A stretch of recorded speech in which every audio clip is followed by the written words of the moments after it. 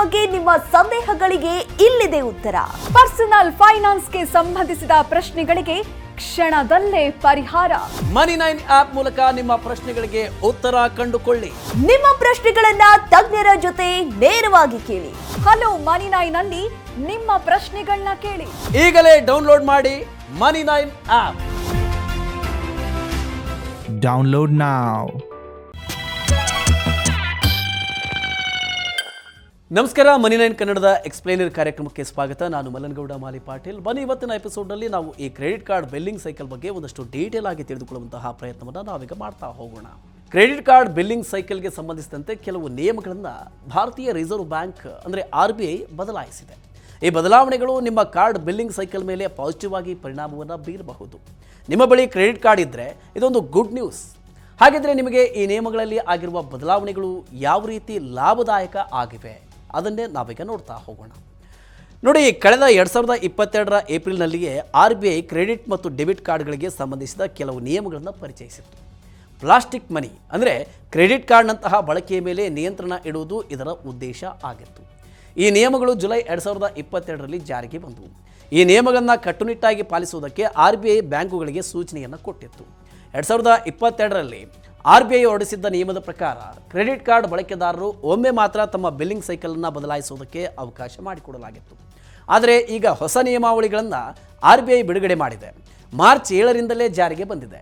ಇದರ ಪ್ರಕಾರ ಈಗ ಒಂದಕ್ಕಿಂತ ಹೆಚ್ಚಿನ ಬಾರಿ ಬಿಲ್ಲಿಂಗ್ ಸೈಕಲನ್ನು ಬದಲಾಯಿಸುವ ಅವಕಾಶವನ್ನು ಬ್ಯಾಂಕುಗಳು ತಮ್ಮ ಗ್ರಾಹಕರಿಗೆ ಅಂದರೆ ಕ್ರೆಡಿಟ್ ಕಾರ್ಡ್ ಹೊಂದಿರುವವರಿಗೆ ಒದಗಿಸಬೇಕಾಗಿದೆ.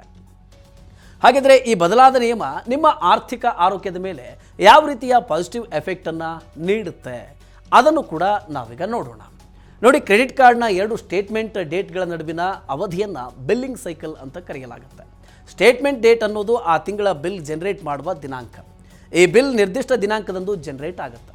ಬಿಲ್ ಜನರೇಟ್ ಆದಮೇಲೆ ಬಿಲ್ ಕಟ್ಟುವ ಡ್ಯೂ ಡೇಟ್ ಸಾಮಾನ್ಯವಾಗಿ 10ರಿಂದ 15 ದಿನಗಳು ಇರುತ್ತೆ.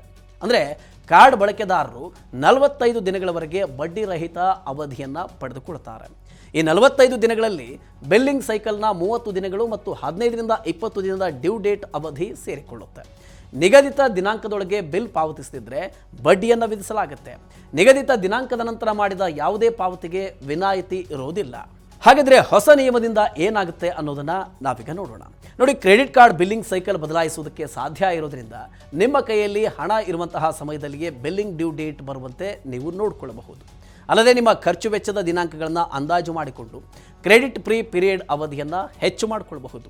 ಇದನ್ನು ಒಂದು ಉದಾಹರಣೆ ಮೂಲಕ ಅರ್ಥ ಮಾಡಿಕೊಳ್ಳೋದಾದರೆ, ಕಾರ್ಡ್ ಬಳಕೆದಾರರು ತಿಂಗಳ 1ರಿಂದ 10ರ ನಡುವೆ ಹೆಚ್ಚು ಖರ್ಚು ಮಾಡ್ತಾ ಇರ್ತಾರೆ ಅಂತ ಭಾವಿಸಿದರೆ, ತಿಂಗಳ 25ರ ನಂತರ ಬಿಲ್ ಜನರೇಟ್ ದಿನಾಂಕವನ್ನು ಹೊಂದಿಸಿಕೊಂಡ್ರೆ ಅವರ ಬಿಲ್ಲಿಂಗ್ ಡ್ಯೂ ಡೇಟ್ ಮುಂದಿನ 10ರಿಂದ ಅಥವಾ 15 ತಾರೀಕಿನ ಸುಮಾರಿಗೆ ಬರುತ್ತೆ. ಹಾಗಾಗಿ ಕ್ರೆಡಿಟ್ ಕಾರ್ಡ್ ಬಳಕೆದಾರ ಸುಮಾರು 45 ದಿನಗಳ ಬಡ್ಡಿ ಮುಕ್ತ ಕ್ರೆಡಿಟ್ ಅವಧಿಯನ್ನು ಪಡಿತಾರೆ. ಅಂದರೆ ನೀವು ಖರ್ಚು ಮಾಡಿದ ಮೊತ್ತಕ್ಕೆ ಯಾವುದೇ ಬಡ್ಡಿಯನ್ನು ಕಟ್ಟಬೇಕಾಗಿರೋದಿಲ್ಲ. ಆದರೆ ಇದಕ್ಕೆ ವಿರುದ್ಧವಾದ ರೀತಿ ಏನಾದರೂ ಬಿಲ್ಲಿಂಗ್ ಡೇಟ್ ಇದ್ದರೆ ಸಂಕಷ್ಟ ಪಡಬೇಕಾಗುತ್ತೆ. ಬಿಲ್ ಜನರೇಟ್ ದಿನಾಂಕ 10ನೇ ದಿನಾಂಕದ ಆಸುಪಾಸಿನಲ್ಲಿದ್ದು ಅತಿ ಹೆಚ್ಚು ಖರ್ಚು ಮಾಡುವ ಅವಧಿ 1ರಿಂದ 10ನೇ ತಾರೀಕಿನ ನಡುವೆ ಇದ್ದರೆ ಕ್ರೆಡಿಟ್ ಕಾರ್ಡ್ ಬಳಕೆದಾರ ಕೇವಲ 25 ದಿನಗಳ ಕ್ರೆಡಿಟ್ ಫ್ರೀ ಪೀರಿಯಡನ್ನು ಪಡೆದುಕೊಳ್ತಾರೆ. ಆದರೆ ಇದಕ್ಕೆ ವಿರುದ್ಧವಾದ ರೀತಿ ಏನಾದರೂ ಬಿಲ್ಲಿಂಗ್ ಡೇಟ್ ಇದ್ದರೆ ಸಂಕಷ್ಟ ಪಡಬೇಕಾಗುತ್ತೆ. ಬಿಲ್ ಜನರೇಟ್ ದಿನಾಂಕ 10ನೇ ದಿನಾಂಕದ ಆಸುಪಾಸಿನಲ್ಲಿದ್ದು ಅತಿ ಹೆಚ್ಚು ಖರ್ಚು ಮಾಡುವ ಅವಧಿ 1ರಿಂದ 10ನೇ ತಾರೀಕಿನ ನಡುವೆ ಇದ್ದರೆ ಕ್ರೆಡಿಟ್ ಕಾರ್ಡ್ ಬಳಕೆದಾರ ಕೇವಲ 25 ದಿನಗಳ ಕ್ರೆಡಿಟ್ ಫ್ರೀ ಪೀರಿಯಡನ್ನು ಪಡೆದುಕೊಳ್ತಾರೆ. ಹೀಗೆ ಬಿಲ್ಲಿಂಗ್ ಸೈಕಲ್ನಲ್ಲಿ ಆಗಿರುವ ಈ ಬದಲಾವಣೆ ಒಂದಕ್ಕಿಂತ ಹೆಚ್ಚಿನ ಕ್ರೆಡಿಟ್ ಕಾರ್ಡ್ಗಳನ್ನು ಹೊಂದಿದವರಿಗೆ ದೊಡ್ಡ ಪ್ರಯೋಜನವನ್ನು ಕೊಡುತ್ತೆ. ಹೆಚ್ಚಿನ ಕ್ರೆಡಿಟ್ ಕಾರ್ಡ್ ಹೊಂದಿರುವವರಿಗೆ ಪ್ರತಿ ಕಾರ್ಡ್ಗೆ ವಿಭಿನ್ನವಾದ ಬಿಲ್ಲಿಂಗ್ ಸೈಕಲ್ ಮತ್ತು ಡ್ಯೂ ಡೇಟ್ ಇರುತ್ತೆ. ಎಲ್ಲ ಬಿಲ್ಗಳನ್ನು ಟ್ರ್ಯಾಕ್ ಮಾಡೋದು ಕಷ್ಟಕರ ಆಗುತ್ತೆ.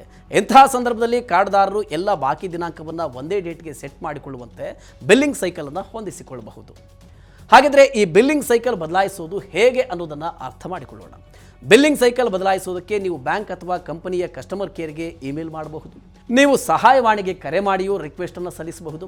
ಆದರೆ ಅದಕ್ಕೂ ಮೊದಲು ನಿಮ್ಮ ಬಾಕಿ ಮೊತ್ತ ಮತ್ತು EMI ಬ್ಯಾಲೆನ್ಸ್ ಕ್ಲಿಯರ್ ಮಾಡಬೇಕಾಗುತ್ತೆ. ಇದಾದ ಮೇಲೆ ಬಿಲ್ಲಿಂಗ್ ಸೈಕಲ್ ಬದಲಾಯಿಸುವುದಕ್ಕೆ ನೀವು ರಿಕ್ವೆಸ್ಟನ್ನು ಸಲ್ಲಿಸಬಹುದು. ಓಕೆ, ಈ ರೀತಿಯ ಇನ್ನಷ್ಟು ಮಾಹಿತಿ ಮತ್ತು ಪರ್ಸನಲ್ ಫಿನಾನ್ಸ್ ವಿಚಾರಗಳಿಗೆ ಡೌನ್ಲೋಡ್ ಮಾಡಿ ಮನಿ9 ಕನ್ನಡ ಆ್ಯಪ್ ಹಾಗೂ ಯೂಟ್ಯೂಬ್ನಲ್ಲಿಯೂ ಸಬ್ಸ್ಕ್ರೈಬ್ ಆಗಿ, ಲೈಕ್ ಮಾಡಿ, ಶೇರ್ ಮಾಡಿ. Thank you.